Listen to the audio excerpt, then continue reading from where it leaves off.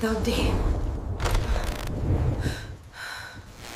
I grew up in a tiny, quiet town in Michigan, the kind of place where the nights are so dark and silent you can almost hear the quiet. Our house was pretty isolated, sitting on about 3 acres of land, just woods and empty roads for miles. My parents were cool. They trusted me to stay home alone on weekends, even though I was only 13. I was in the middle of a video game when I heard it, a really sharp metallic bang from outside. I immediately paused the game. My heart did that little flutter thing. I listened, holding my breath, but everything was still. Then I noticed it. The door to our old storage shed in the backyard was wide open.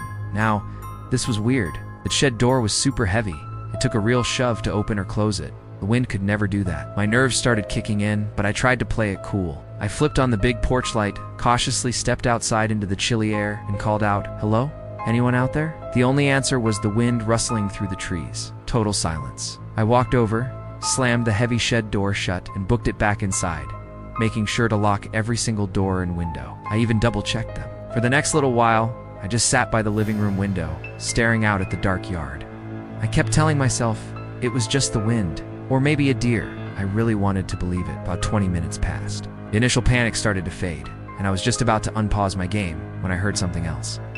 A floorboard creaking upstairs. It was faint, but it was unmistakable. I knew the sounds of my house, and that was one of them. We didn't have any pets. My parents weren't home. I was completely, totally alone. I stood up. Every tiny sound in the house suddenly amplified. The old grandfather clock in the hall was ticking like a bomb. My own heartbeat was thumping in my ears. My first instinct was to call my dad, but my hands were shaking so badly I couldn't even think about dialing his number. Then, another creak, and another one after that. Someone was definitely walking up there. The steps were slow, deliberate, and steady. Right above me, in a shaky voice, I whispered, "Dad." I was clinging to the hope that maybe, just maybe, he'd come home early and was trying to be quiet. Silence. No response. I tiptoed out of the living room and into the main hallway, my eyes fixed on the top of the staircase. As I stared, the light at the top of the landing flickered. Just once. It was like a dying bulb gasping for its last breath. That single flicker was all it took. All my attempts to stay calm vanished. I sprinted back into the living room, dove into the small guest bathroom off the side, and locked the door. Finally, with my back pressed against the door, I managed to dial the local emergency number. I whispered everything to the operator, my voice trembling. "I think someone's in my house. I'm home alone." Heard him upstairs. The operator was calm and professional. She told me to stay exactly where I was, stay on the line, and not make a sound. She said officers were on their way. Those were the longest moments of my life, huddled on the cold tile floor. Then I heard it again. Footsteps. But this time they weren't upstairs anymore. They were coming down the stairs. Creak, creak, creak. One step at a time. They stopped right outside the bathroom door. My heart completely stopped. I could practically feel the presence on the other side. Then, a voice. It was low, calm, and masculine. It wasn't a shout or a threat. It was just conversational. He said, "Hey, I think you dropped something." I froze solid. I couldn't breathe. That wasn't my dad's voice. I had no idea who it was. What did he mean? What did I drop? My mind was racing, trying to make sense of it, but nothing made sense. After a few seconds that felt like an eternity, the footsteps started again, moving away from the door. They faded down the hallway, and then I heard the faint sound of a door closing somewhere else in the house. I stayed put, not daring to move, until I heard the sirens wailing in the distance, getting closer and closer. When the police finally arrived, they found the back door was slightly ajar. There were muddy footprints leading from the back door, up the stairs, and then back down and out again. They searched the whole house, the whole property. Nothing was taken, nothing was broken or even disturbed. Whoever it was, they just walked through my house. The officers figured the person probably saw me go outside to check on the shed and slipped in the back door, thinking the house was empty. They were just wandering around until they realized I was still there. That's the part that gets me. Why say that? I think you dropped something. Was it a weird attempt at a joke? A threat? I'll never know. Even now, all these years later, I'll sometimes wake up in the middle of the night. I swear I can hear that faint, familiar creaking sound from upstairs. It's like a ghost in the memory of the house, just waiting for me to notice it again. Thanks for listening to my story. It's one I'll never forget. If you have any creepy Home Alone stories of your own, I'd love to read them in the comments below. Don't forget to like this video if it gave you the chills, and hit that subscribe button for more strange and unsettling stories. Stay safe out there. This happened when I was 18. My parents had decided to go away for their anniversary, leaving me home alone for a whole week. My older sister had already moved out, so it was just me in the house, tucked deep behind a curtain of trees at the end of a long, winding dirt road. During the day, it was peaceful.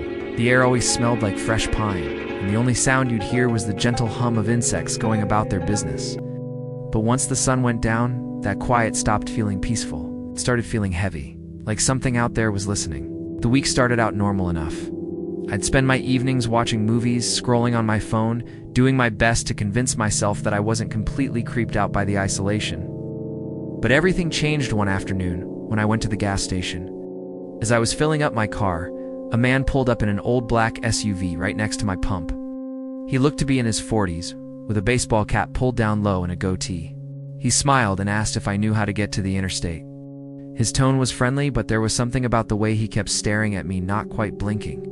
It was unsettling. I gave him the directions, and he pulled out a small notepad to write them down. I thought that was odd. Nobody really does that anymore, right?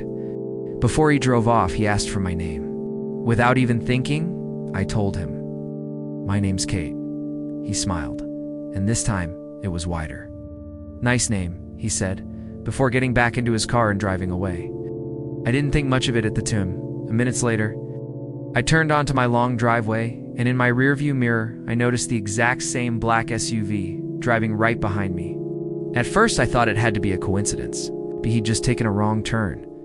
But when I pulled into my parking spot, he drove past slowly, the same man, the same face, with his eyes fixed straight ahead, pretending not to see me.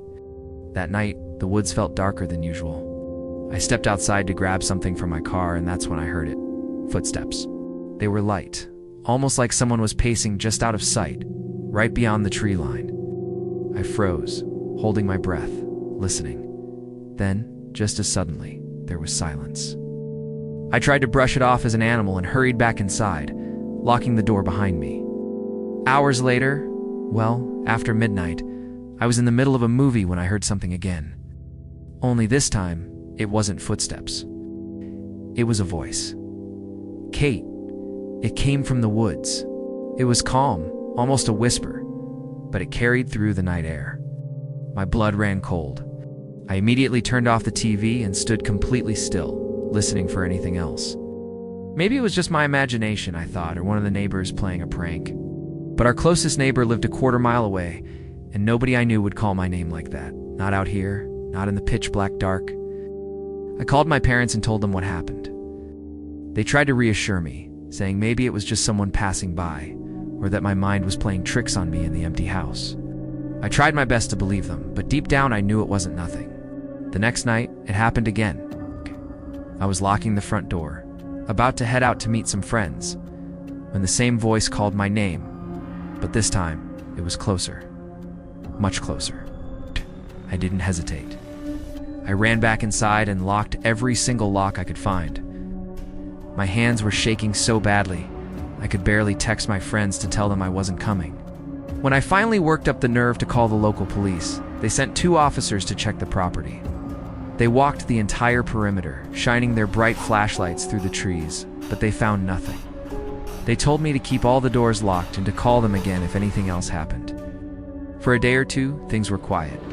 The silence returned, and I started to think maybe it was over. Then came the 3rd night. I got home late from my part-time job. The woods were completely still. No crickets, no wind, nothing. It was an eerie, unnatural silence. As I reached the porch, I heard a soft crunching sound on the gravel drive behind me. I spun around, but saw nothing. Then, that same low voice spoke, and the words chilled me to the bone. "Don't call the police on me again, Kate." I stared into the darkness between the trees where the voice had come from, but there was no one there, just shadows. I scrambled inside, locked the door, and immediately called for help again. The same officers came back. This time, they searched every inch of the property and even stayed parked outside my house for nearly an hour, just to be safe. But again, they found nothing. I couldn't stay there. I was too shaken to be alone, so I ended up staying with a friend that night. When my parents returned the next day, everything looked normal at first. But then my dad noticed something near the edge of the woods. Faint tire tracks in the dirt, almost hidden. They led to a small, secluded clearing about 30 feet away, where someone had clearly been parking a car, perfectly hidden by the trees, with a direct line of sight to the house. The black SUV never came back after that. But for weeks, even months, I couldn't shake the terrifying feeling that whoever that man was, he wasn't looking for directions that day at the gas station. He already knew exactly where he was going. He just wanted me to know that he had found me. Thank you for watching. If you enjoyed this story, please consider liking the video and subscribing to the channel for more content like this. Stay safe out there. I was 16 when this happened. It was one of those long winter weekends when my whole family went out of town to visit relatives and I decided to stay home. I told them I'd be fine. I had food, internet, and my computer. What more did a teenager need? It was around 10:30 at night. I was deep into a game on my PC, headphones on, in that kind of zone where the rest of the world just fades away. Then, out of nowhere, the doorbell rang. Twice. It startled me so badly I almost fell out of my chair. We lived in a quiet neighborhood and random visitors at night just didn't happen. I pulled off my headphones and listened. A few seconds passed, and the bell rang again, followed by a soft, hesitant knock. I got up and walked to the front door, my heart pounding a little faster than usual. "Who is it?" called out, trying to sound braver than I felt. A woman's voice answered. It was weak, a little shaky. "I'm so sorry to bother you," she said. "My phone's dead. Can I please just use yours?" Her tone was polite, but there was a hint of desperation in it. Through the small, frosted window beside the door, I could see a short figure hunched slightly forward, but something about it felt off. She didn't sound afraid, like someone genuinely in trouble might. She sounded rehearsed. My gut was screaming at me not to open the door. I told her politely that I couldn't let anyone in, but that the gas station just down the street was open late and could probably help her out. There was a long pause, then her voice came back, a little more firm this time. "That's not very kind. I just need to make one call." I apologized again and started to back away from the door. She didn't move. She just stood there, and then I saw it. Through the frosted glass, I could see the faint curve of a smile. It wasn't a kind smile, it wasn't a grateful smile. It was too calm, too steady. It was unnerving. After a few long seconds that felt like an eternity, she turned and walked down the front steps slowly, as if she wasn't in any hurry at all. I watched her shadow disappear, then immediately ran to lock every single door in the house, checking each one twice. I went back to my computer, but I couldn't focus on the game anymore. My mind just kept replaying that strange smile in my head. Then I heard it. A tapping sound. It was coming from the window right next to my desk. At first it was soft, like someone flicking the glass with their fingernail. But then it grew louder, sharper. It sounded metallic, like something tapping rhythmically against the pane. I slowly leaned over and pulled the blinds down just an inch to peek outside. I saw nothing. The porch light illuminated the empty yard, but the tapping didn't stop. That's when a chilling realization hit me. The only light on in the entire room was the glow from my monitor. From the outside, whoever or whatever was out there could see me perfectly. I was a target in a dark room. My hand shot out, and I turned off the screen, plunging the room into darkness. Instantly, the tapping stopped. The silence that followed was somehow even more terrifying. I sat completely still, barely daring to breathe, listening for any sound. A few minutes later, the doorbell rang again. This time, it was 3 sharp, deliberate rings in a row. That was it. I grabbed my phone and called my neighbor who lived across the street. He was an older man who always kept an eye on our place when my parents were away. I explained what was happening, my voice trembling, said he'd be right over to check things out. I stayed on the phone with him as he walked over, listening to the sound of his footsteps crunching on the snow through the receiver. It was a comforting sound in the terrifying silence. I reached my house and said quietly, "There's no one here, kid." He looked around the porch, even walked around the side of the house. Nothing. But then his voice changed. He told me that near my bedroom window, he found footprints in the snow, small bare footprints, as if someone had been standing there without any shoes on in the freezing cold. When my family got back 2 days later, we checked the security camera footage from the front door.